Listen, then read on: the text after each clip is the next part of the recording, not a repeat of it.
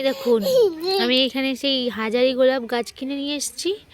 এই গাছটা না 3 রকমের ফুল হচ্ছে, 3 রকমের কালারের ফুল হচ্ছে।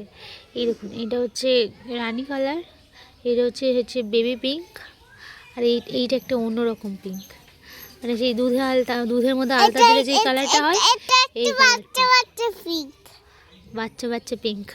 দেখুন 3টে কালার হচ্ছে একটা গাছে। আর ফার্স্টে ভেবেছিলাম যে এই কালারটাই হবে, এই ফুলটা আবার এর থেকে একটু ডিপ, ঠিক আছে এই কালারটা।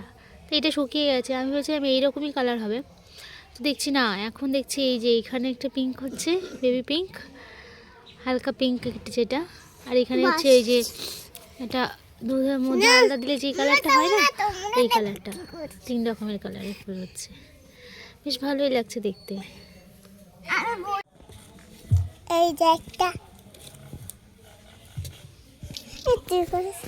ডালিয়া গাছ লাগিয়েছি, এখানে 3টে কালারের আছে, এই একটা আর ওই একটা।